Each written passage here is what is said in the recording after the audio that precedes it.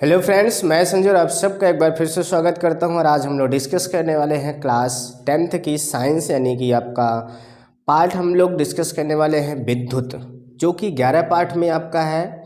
तो इसको हम लोग समझने वाले हैं। ये फिजिक्स का पार्ट होता है जिसे हम लोग अच्छे से समझेंगे।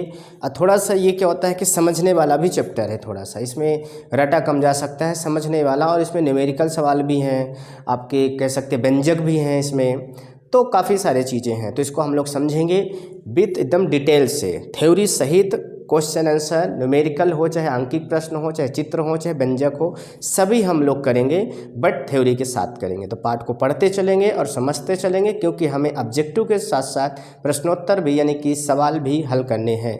यानी कि हमें प्रश्नोत्तर तो बनने ही चाहिए, साथ साथ में ऑब्जेक्टिव भी आपसे बनना चाहिए। वो तभी बनेगा जब आप पूरी थ्योरी को पढ़ेंगे, नहीं पाठ को अच्छे से समझेंगे। तो चलिए हम लोग शुरू करते हैं। आप पेन और रफ लेकर बैठेंगे और एक बुक अपनी साइंस की जरूर ले लेंगे, ठीक है। नई वाली बुक हो या पुरानी वाली हो, नई वाली होगी तो 11 पार्ट खोल लेना है, पुरानी होगी तो आपको 12 पार्ट देखना है। हम भी बुक ओपन कर लेते हैं अपने मोबाइल में, PDF है, ठीक है, जो कि हम यहाँ पे लगा भी देंगे स्क्रीन पे। चलिए हम चालू कर लेते हैं और यहाँ पे सेट कर देते हैं, ताकि आप लोग जिसके पास बुक नहीं है तो वो भी पढ़ सके, ठीक है।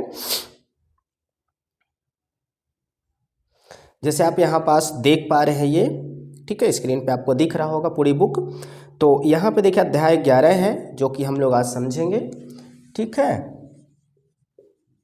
अध्याय 11, ठीक है, जिसका नाम आपका विद्युत है।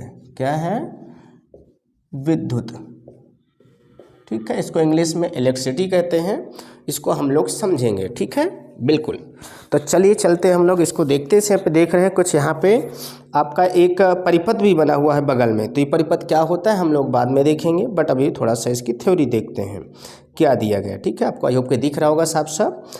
विद्युत का आधुनिक समाज में एक महत्वपूर्ण योगदान है। आप देखते हैं बिना बिजली के आजकल कुछ नहीं होता। विद्युत मतलब बिजली, आप साधारण भाषा में समझे, जो बिजली आपके यहाँ बिजली बिल आता है गाँवों में फ्री है, ठीक है। तो ये जो बिजली से प्रकाश है हमारे पास, इसका आजकल कितना ज़्यादा यूज है आपको विधिवत पता है। हर काम में विद्युत का ज़रूरत पड़ती है। शहरों में तो आजकल ऐसा होता है कि लाइट ना रहे तो बड़ी दिक्कत हो जाती है। तो चलिए देखते हैं। घरों, विद्यालयों, अस्पतालों, उद्योगों तथा ऐसे ही अन्य संस्थानों के विविध उपयोगों के लिए एक नियंत्रित कर सकने योग्य और सुविधाजनक ऊर्जा का रूप है। बिल्कुल, ये ऊर्जा का स्रोत है। इसी से सब तो बैटरी भी चार्ज होती है, इसी से सब कुछ चलता है। सौर ऊर्जा भी आजकल उपयोग में हो रहा, बट उतना ज़्यादा भी नहीं है, ठीक है। तो कई जगह ये संस्थानों में उपयोग होता है, जैसे कोचिंग संस्थान में अपने यहाँ भी हो रहा है भाई, आपके घर पे भी हो रहा होगा, ऑफिस में, स्कूल में, सभी जगह होता है, ठीक है। अब बात आती है जिससे विद्युत बनती है। जिससे विद्युत बनती है, किसी विद्युत परिपथ में कैसे प्रवाहित होती है। आखिर जो विद्युत होती है वो परिपथ में कैसे दौड़ती है। परिपथ का मतलब वो तार का बना हो सकता है, ठीक है, बिल्कुल। तो कैसे उसमें तार में दौड़ती है, ये चीज़ एक सवाल बनता है अपने मन में, ठीक है। प्रवाहित होती वह कौन से कारक हैं जो किसी विद्युत परिपथ की विद्युत धारा को नियंत्रित करते हैं। आखिर वो कौन से कारक है जो विद्युत धारा को कंट्रोल करते हैं। जितनी चाहें तो उतनी दे सकते हैं, जितनी चाहें तो कंट्रोल कर सकते हैं। आप देख रहे हैं यहाँ पे विद्युत आ रही, एक बराबर फ्लो में आ रही है, न तेज हो रही न धीम हो रही, एक बराबर कंट्रोल से आ रही। तो ये भी एक कोई कारक है, इसको भी पता करेंगे, ठीक है, अथवा नियमित करते हैं। इस अध्याय में हम इस प्रकार के प्रश्नों को उत्तर देने का प्रयास करेंगे। हम विद्युत धारा के ऊष्मीय प्रभाव तथा इसके अनुप्रयोगों पर भी चर्चा करेंगे। ऊष्मीय प्रभाव मतलब देखते हो आप, लाइट वाले हीटर आते हैं, प्रेस आते हैं, जो इस्त्री या नहीं करते हैं प्रेस अपने कपड़ों में, तो वो क्या होता है कि लाइट चालू करने से गर्म पड़ जाता है। तो उस ऊष्मीय प्रभाव है। क्या है? ऊष्मीय प्रभाव। ताज़ा एग्जाम्पल ले लो भाई, इंडक्शन है। इंडक्शन जो होता है उसमें भी लाइट लगा दो तो गर्म पड़ जाता है, खाना बन जाता है, तो वो भी क्या ऊष्मीय प्रभाव ही है। तो चलिए यहाँ पे सभी का हम लोग यहाँ पे देखेंगे। खैर अभी देखते हैं 11.1, यानी विद्युत धारा और परिपथ। क्या देखेंगे? विद्युत धारा एवं या फिर और परिपथ, ठीक है, विद्युत धारा और परिपथ, ठीक है, इसको हम लोग समझेंगे। तो देखिए अभी यहाँ विद्युत था, विद्युत धारा आ गया। आखिर धारा क्यों जुड़ गया भाई? ठीक है। और यहाँ परिपथ तो ठीक है, एक सर्किट की बात कर रहा, सर्किट यानी परिपथ, ठीक है। तो चलिए देखते हैं धारा क्यों जुड़ गए भाई। हम वायु धारा के बारे में सुने हैं, जल धारा से परिचित हैं, बिल्कुल हम जानते हैं कि बहते हुए जल से नदियों में जल धारा बनती है, जब जल बहता हुआ होता है तो उससे जल धारा बनती है। इसी प्रकार यदि विद्युत आवेश किसी चालक में प्रवाहित हो रहा हो, यानी कि बिजली जा रही हो, प्रवाहित हो रहा हो, आवेश प्रवाहित हो रहा हो, तो उससे क्या होता है कि आपका, तब हम कह सकते हैं कि चालक में विद्युत धारा है। क्या है? चालक मतलब होता है जिससे विद्युत प्रवाहित की जा सके, जिससे लोहा है, तांबा है, चांदी है, इनसे क्या होता है कि बढ़िया तार इन्हीं के बने होते हैं, तो इसी से बिजली जाती थी, चालक हो गए। क्या हो गए? चालक। चालक मतलब होता है कंडक्टर, यानी कि जिस वो विद्युत को जो लेके जाता है, यानी कि जिससे विद्युत होके जा सकती है, ठीक है, चालक हो सकता है, ठीक। तो हम तब कह सकते हैं कि चालक में विद्युत धारा है। हम जानते हैं कि किसी टार्च में सेल आपने सेल देखा है, बड़े वाले आते हैं, छोटे छोटे रिमोट वाले भी आते हैं, पतले पतले सेल अथवा बैटरी उचित क्रम में रखे होते हैं, बिल्कुल उचित क्रम में सेट होते हैं भाई। बटन होता है बीच में, आगे बल्ब होता है, पीछे सेल होते हैं बीच में, तो वो सब उसके जो बटन होती है वो कंट्रोल करती भी कब हमको विद्युत प्रवाहित करना है, कब नहीं करना है, तो ये सब परिपथ का काम है, ठीक है, उचित क्रम में सेट होते हैं। टार्च के बल्ब को दीप्त करने के लिए आवेश का प्रवाह है तथा विद्युत धारा प्रदान करते हैं। आवेश शब्द यहाँ पे लिया गया है। आवेश को हम लोग थोड़ा समझ लेते हैं। आवेश बोले तो चार्ज, क्या चार्ज होता है, ठीक है। आवेश आपके क्या होते हैं? दो प्रकार के होते हैं, धनावेश यानी धनात्मक आवेश और ऋणावेश यानी ऋणात्मक आवेश, ठीक है। ऋणावेश ये प्लस होता है, प्लस वाला है, और ये माइनस वाला है।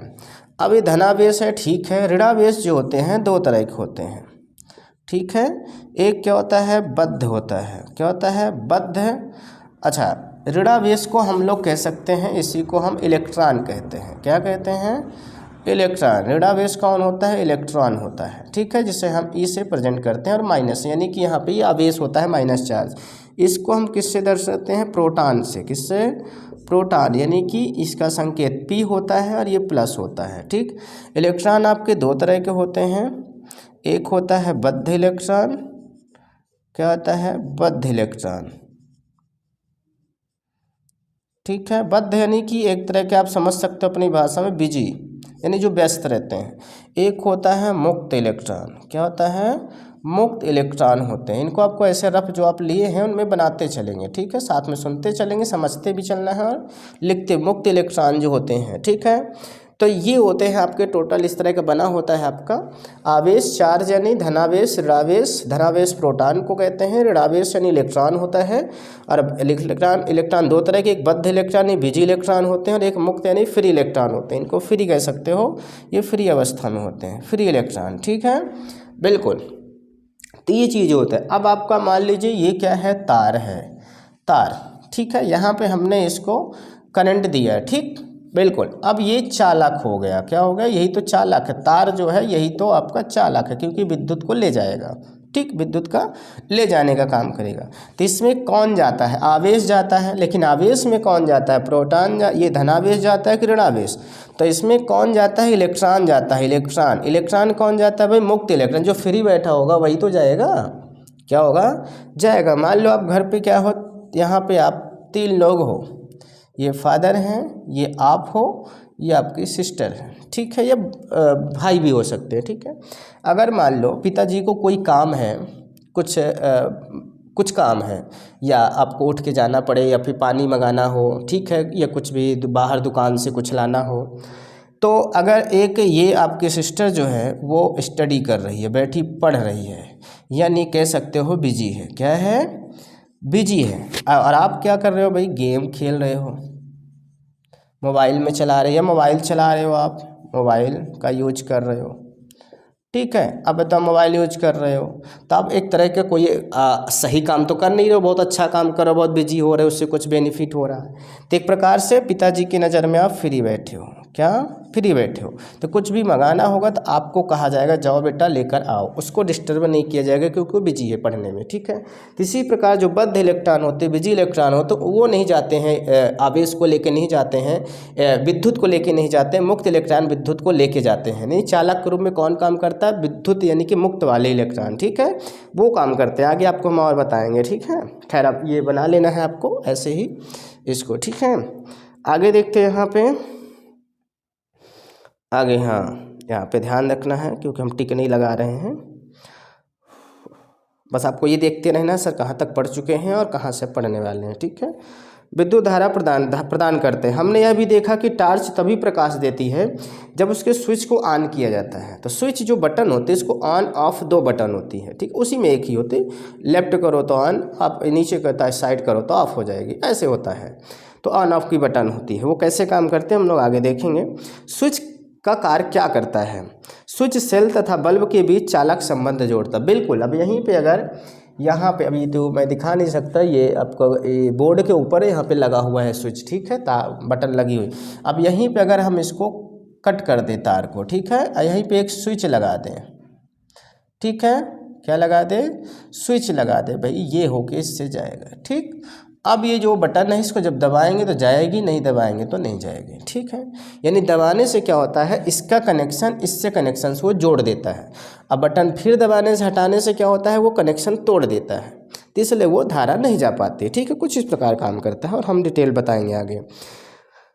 किसी विद्युत धारा के सतत तथा बंद परिपथ को विद्युत परिपथ कहते हैं। या तो उसमें विद्युत प्रवाहित हो रही हो बिजली, या फिर उसमें ना प्रवाहित हो रही हो लेकिन प्रवाहित हो सकती हो, या किया गया हो पहले या किया जा सकता हो, तो परिपथ होगा। ठीक है, बिल्कुल। अब यदि परिपथ कहीं से टूट जाए तो विद्युत धारा का प्रवाह समाप्त हो सकता है। बिल्कुल, परिपथ टूटने का मतलब बटन उसको बंद कर दो तो क्या होगा, परिपथ टूट जाएगा। तथा बल्ब दीप्त होना बंद हो जाएगा, नहीं जलना बंद हो जाएगा। दीप्त का मतलब यहाँ जलने से है। ठीक है, बिल्कुल। आगे देखते हैं यहाँ पे हम विद्युत धारा को कैसे व्यक्त कर सकते हैं। विद्युत धारा को एकांक समय में किसी विशेष क्षेत्र से प्रवाहित आवेश के परिमाण द्वारा व्यक्त किया जाता है। दूसरे शब्दों में कह सकते हैं विद्युत आवेश के प्रवाह की दर को विद्युत धारा कहते हैं। ठीक है, तो इसको आपको टिक लगा लेना, बहुत अच्छी परिभाषा। यहाँ पे दूसरी परिभाषा ये जो है, ठीक है, इसको टिक लगा लेना है। विद्युत आवेश के प्रवाह की दर को, विद्युत आवेश के, ठीक है, क्या दिया है, विद्युत आवेश के प्रवाह की दर, क्या, प्रवाह की दर। ठीक है, विद्युत आवेश के प्रवाह की दर या प्रवाह की दर, हाँ, को विद्युत धारा कहते हैं। विद्युत आवेश, ये जो आवेश यहाँ से जा रहा था, हमने तार में बनाया था, तो इसकी दर कितनी, स्पीड कितनी तेजी से जा रही है। ठीक, कितनी तेजी से जा रही है, वही क्या है, विद्युत धारा है। धारा मतलब जल की धारा, कितनी तेजी से नदी में जल बहा जा रहा है तो विद्युत उतनी ज़्यादा जल धारा तेज होगी।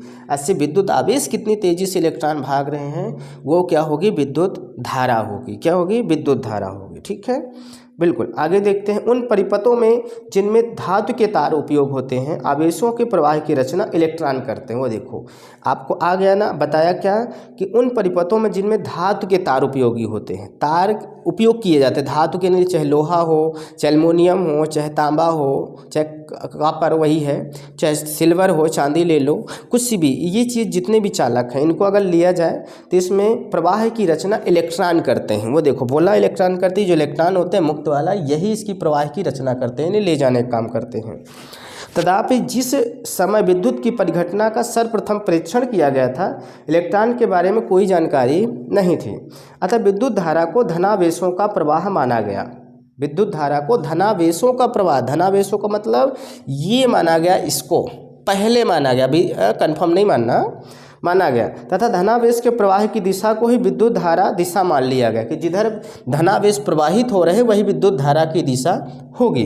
ठीक है, परपाटी के अनुसार किसी विद्युत परिपथ में इलेक्ट्रॉनों का जो ऋणावेश है के प्रवाह की दिशा के विपरीत दिशा को विद्युत धारा की दिशा माना जाता है।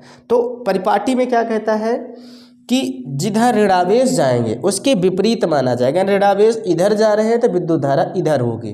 तो वही एक बात हो गई भाई, जिधर धनावेश जाएंगे तो उस तरफ दिशा मान सकते हो, या फिर इसका उल्टा मानोगे तो धनावेश ही आ जाएगा। जब ऋणावेश का दिशा उल्टा समझोगे कि अगर दाएं तरफ जा रहा तो विद्युत धारा को बाएं तरफ मानोगे तो बाएं तरफ कौन है, धनावेश बैठा हुआ है। तो एक ही बात है दोनों। ठीक है, बिल्कुल। आगे चलते हम लोग देखते हैं यहाँ पे, और यहाँ पे ये चीज़ आपको ध्यान रखना है। यहाँ पे क्या आता है, विद्युत धारा को धनावेशों का प्रवाह माना गया, धनावेशों का प्रवाह माना जाता है, यानी कि धनावेश जिधर जाएंगे उधर विद्युत धारा प्रवाहित होगी। ठीक है, बिल्कुल। आप देखो यहाँ पे दिया गया है यदि किसी चालक की किसी भी अनुप्रस्थ काट से समय t में नेट आवेश क्यों प्रवाहित होता है। ठीक है, इसको हम थोड़ा सा मिटा देते हैं तो और थोड़ा सा हम अच्छे से आपको समझा पाएंगे। ठीक है, आप लोग मत मिटाना, आप लोग तो पेन से लिख रहे होगे, ठीक, पेंसिल से भी लिख रहे हो तो ना मिटाना, है ना, क्योंकि आप पढ़ेंगे। यदि किसी चालक की किसी भी अनुप्रस्थ काट से समय t में नेट आवेश क्यों प्रवाहित हो रहा है। समय कितना ले रहा है भाई, समय ले रहा है t, और आवेश क्यों प्रवाहित हो रहा है। ठीक है, तो उस अनुप्रस्थ काष्ठ विद्युत धारा I को किस प्रकार व्यक्त करेंगे। विद्युत धारा को यहाँ पे किससे व्यक्त किया गया भाई, I से, किससे, I से। ठीक है, विद्युत धारा को I से, कैपिटल I से, और समय को स्मॉल और आवेश को Q से। तो विद्युत धारा जो होती है वो क्या होती है कि जितने समय में जितनी आवेश यानी कि आवेश प्रवाहित हो जाएगा वही विद्युत धारा होगी। जितने समय में आवेश प्रवाहित हो जाएगा, इसको अगर आप हिंदी में बनाएं तो यहाँ पे लिख सकते हैं I यानी विद्युत धारा, क्या, विद्युत धारा बराबर ये क्या है, आवेश है, Q यानी आवेश है, और T यानी समय है। तो ये आपका हिंदी में सूत्र हो गया। ठीक है, ये सब आपको लिखते चलना है। ठीक है, तो ये आपका बन चुका है। यहीं से आपके कई सारे फार्मूले कई सारे बन जाएंगे। ये पहला हो गया। दूसरा अगर इसी से बनाएं तो देखिए यहाँ पे अगर Q निकालना है, आवेश का मान निकालना है, तो इसको इधर ये देखो Q का निकालना है, तो जिसका मान निकाला जाता है उसके तरफ कोई नहीं होना चाहिए, इसको भगा दो इधर, तो भाग में जाएगा तो गुणा हो जाएगा, तो आवेश गुणे आपका क्या हो जाएगा, समय हो जाएगा। इसी प्रकार अगर आप तीसरा निकालना चाहें किसका, समय का, तो समय को ये भाग भी इधर जाएगा तो गुणा, ये इसके साथ फिर गुणा हो जाएगा तो ये आ जाएगा भाग, तो एक दूसरे के स्थान बदल जाएंगे। तो T बराबर हो जाएगा आपका, समय बराबर हो जाएगा आवेश बटे आपका विद्युत धारा। ये आपके 3 सूत्र बन गए, इनको आपको नोट कर लेना, उसी से मैंने बनाया है। तो कभी आपसे जब आप व्यंजक करेंगे, वो व्यंजक कहते हैं, आपको जब सवाल करेंगे तो वहाँ पे कभी विद्युत धारा, आवेश और समय देकर विद्युत धारा पूछेगा, कभी आवेश पूछेगा धारा और समय देकर, कभी समय पूछेगा आवेश और विद्युत धारा देकर। ठीक है, तो आपको वहाँ पर काम करेगा, तो इनको आपको नोट कर लेना है। आगे दे रहा विद्युत आवेश का SI मात्रक, विद्युत आवेश का SI मात्रक। ठीक है, विद्युत आवेश का SI मात्रक क्या है भाई, ठीक, कूलाम। क्या है, ये बहुत ज़रूरी है, कूलाम का संकेत C होता है। क्या होता है, C होता है। ये एक वैज्ञानिक के नाम पर पड़ा हुआ है। ठीक है, अब विद्युत आवेश ये किसके तुल्य होता है, 6 गुणे 10 की पावर 18 इलेक्ट्रॉनों में समाये गए आवेश के तुल्य होता है। ठीक है, खैर ये तो नहीं पूछा जाएगा, पर हम जानते हैं कि एक इलेक्ट्रॉन पर इतने आवेश होता है। एक इलेक्ट्रॉन पे कितना आवेश होता है ये जरूर है ध्यान रखना। एक इलेक्ट्रॉन पर कितना होता है, 1.6 गुणे 10 की पावर -19 कूलाम ये आवेश होता है। क्या होता है, आवेश। ये चीज़ आपको जरूर ध्यान रखना। ठीक है, ये आता है। ठीक है, एक इलेक्ट्रॉन बराबर 1.6 गुणे 10 की पावर -19 कूलाम आवेश होता है। ठीक है, बिल्कुल, ये आपने देख लिया। विद्युत धारा को एक मात्रक जिसे एम्पियर कहते हैं इसमें व्यक्त किया जाता है। विद्युत धारा, क्या,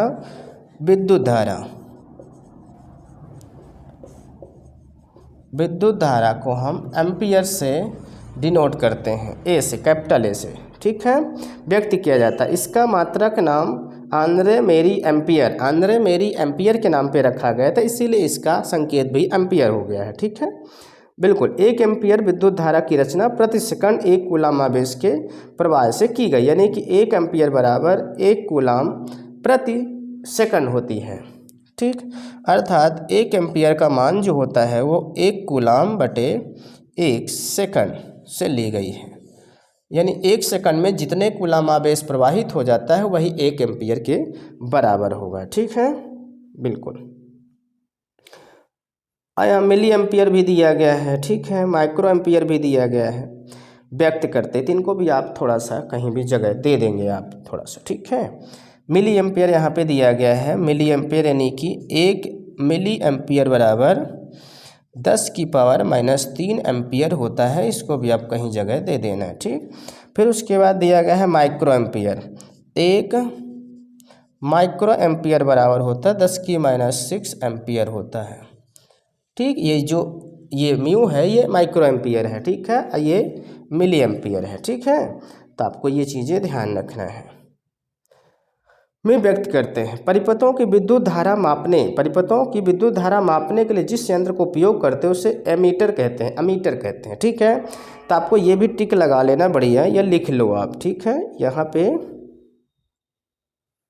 ये, ठीक। परिपथों की विद्युत धारा मापने के लिए जिस यंत्र का उपयोग करते हैं उसे एमीटर कहते हैं, ठीक है।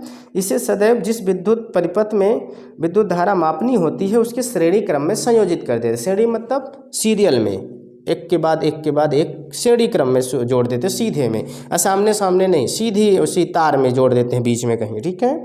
श्रेणी क्रम में संयोजित करते हैं, ठीक।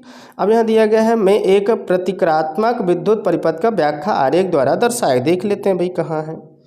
इसमें क्या है, जिसमें एक सेल दिया गया है, एक विद्युत बल्ब है, एक एमीटर है तथा एक प्लग कुंजी जुड़े हैं। ध्यान दीजिए परिपथ में विद्युत धारा सेल के धन टर्मिनल से सेल के ऋण टर्मिनल तथा बल्ब और एमीटर से होकर प्रवाहित होती है। धन से लेकर ऋण की ओर जाता है, प्रवाहित हो रही। चलिए देख लेते हैं, ये परिपथ बना हुआ है, इसको थोड़ा सा हम बनाते हैं, ठीक है। इसको इरेज कर देते हैं, आप इसको नोट कर लेंगे, ठीक है।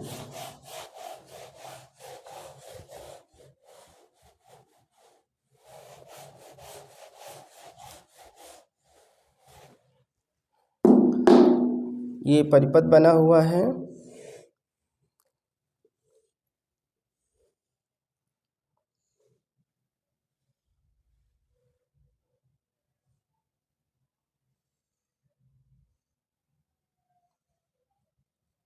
चलो ये बन गया है। यहाँ पे बल्ब बना हुआ है, बल्ब हम लोग बना लेंगे, ठीक। बल्ब बना लिए। यहाँ पे सेल में एक बड़ी लाइन करेंगे, फिर क्या करेंगे, एक बड़ी लाइन लेकिन यहाँ पे छोटी रहेगी, उसके बाद फिर इधर जो रहेगी ये छोटी रहेगी, यानी एक बड़ी फिर छोटी फिर बड़ी फिर छोटी, ऐसे रहेगी, एक तरफ प्लस एक तरफ माइनस। ये आपका सेल है या बैटरी बोल सकते हो, ठीक है। सेल को हम ई से डिनोट करते हैं, किससे, ई से। ये क्या है, कुंजी, यहाँ पे बटन लगी हुई है, ये के से डिनोट करते हैं। कुंजी को कई तरीके से बनाते हैं, ठीक। और ये क्या है, यहाँ पे एम्पियर लगा हुआ, जिससे हम नापेंगे धारा, विद्युत धारा को मापने का काम करेंगे, ठीक है। तो आप देख रहे हो ये कह रहा है धन सिरे से ऐसे होके जाएगा ऋण सिरे की ओर, ठीक। तो धन सिरे से जाएगा तो इधर से यहाँ से आएगा, यहाँ से जाएगा तो कुछ इस प्रकार तीर बनेगा, यहाँ जाएगा इस प्रकार तीर बनेगा, फिर इस सेल में जाएगा, यहाँ से जाएगा इस प्रकार, फिर यहाँ से आएगा तो यहाँ पे प्लस हुआ, लेकिन इससे निकलने के बाद माइनस दिखाएगा, और फिर ये आया ऐसे, अब फिर ये ऐसे जाएगा, ठीक। कुछ प्रकार इस प्रकार गति करता है, प्लस से होकर ऐसे ही माइनस की ओर आता है, ठीक है। अब यहाँ पे बात आती है कि यहाँ पे सेल लगाओ, जैसे कुंजी को हम क्या करते हैं, दबाते हैं तो विद्युत धारा क्या होती है, यहाँ से कनेक्शन जुड़ जाता है। इसको जब दबा बंद कर देंगे तो ऑफ कर देंगे तो कट जाएगा। एमीटर इससे क्या, धारा जब प्रवाहित होगी तो उसकी जो है प्रति सेकंड में कितनी स्पीड है वो ये मेजर कर लेता है, कितनी स्पीड से विद्युत धारा जा रही है, यानी कितनी तेज है, ठीक है, उसकी चाल है, तो ये चीज़ें बता देगी, ठीक है। तो यहाँ पे ये एक विद्युत परिपथ बनाया गया है, ये क्या है, विद्युत परिपथ है, इसी को हम विद्युत परिपथ कहते हैं। ये पूरा जो लाइन बना ये एक तार हो सकता है, ठीक है, विद्युत परिपथ। इंग्लिश में इसी को विद्युत परिपथ को इलेक्ट्रिसिटी सर्किट कहते हैं, यानी कि है ना, सर्किट होता है ये, ठीक। अब यहाँ पे आपका ये यहाँ तक का सफ़र सही हो गया। अब ये एग्जाम्पल दिया गया है, क्या दिया गया है, एग्जाम्पल दिया गया, और फिर प्रश्नावली है, क्या है, प्रश्नावली। तो हम लोग एग्जाम्पल को और प्रश्नावली को नेक्स्ट वीडियो में करेंगे, क्योंकि आपको ये पहले याद करना पड़ेगा, समझना पड़ेगा इसके सारे सूत्र जो हमने लिखाया और जो हमने बेसिक पढ़ाया, मात्रा को करे, साई मात्रा को करे पढ़ाए, उन सबको आपको याद कर लेना है, ठीक है। तो इसके बाद हम लोग एग्जाम्पल जो आपका 1101 है इसको हम लोग करेंगे, उसके बाद ये प्रश्नावली जो है इसको करेंगे। खैर इसके हम लोग कई सारे लिख लिए हैं, ठीक। उसके बाद आगे हम लोग नेक्स्ट में पढ़ेंगे, ठीक। तो आई होप कि आपको ये समझ में आया होगा मैंने क्या पढ़ाया। और आपको डेली पढ़ने के लिए अगर आप चैनल पर नए हैं तो चैनल को सब्सक्राइब कर सकते हैं, ताकि डेली जब वीडियो अपलोड हो तो आपको नोटिफिकेशन मिल जाए। और अगर आप चाहते हो नोटिफिकेशन आया भी और हम ध्यान ना दे पाएँ तो इससे अच्छा है कि आप हमारे व्हाट्सअप चैनल से और टेलीग्राम चैनल से, फेसबुक पेज से आप कनेक्ट हो सकते हैं। वीडियो के डिस्क्रिप्शन में दिया गया है लिंक, ताकि वहाँ पे जब शेयर किया जाए तो आप जान सकें। ठीक है, बिल्कुल इसी प्रकार मैथ की क्लास है, साइंस की क्लास है, सोशल साइंस की क्लास है, हिंदी व्याकरण, सभी की बारी बारी आती रहेगी। आपको जिसकी ज़्यादा नीड है आप कमेंट बॉक्स में बताएंगे, हम उस पर वीडियो पहले लाएंगे। ठीक है, बिल्कुल। और अपने दोस्तों तक भी, जो दोस्त आपके पढ़ रहे हैं, जिनके काम का है ये रिलेशन में, उनको भी आप शेयर कर सकते हैं। ठीक है, बिल्कुल। आई होप कि आपको बेहतर तरीके से समझ में आया। देखिए, पार्ट को अगर समझना है तो थ्योरी पढ़ना पड़ेगा और विधिवत उसको। इससे क्या होता है कि आप ऑब्जेक्टिव भी आपसे बनने लगता है और क्वेश्चन आंसर तो समझ में आने ही लगते हैं। ठीक है, तो चलिए ठीक है, हम लोग आज के लिए इतना ही रखते हैं। मिलते हैं कल। सभी को bye bye and take care.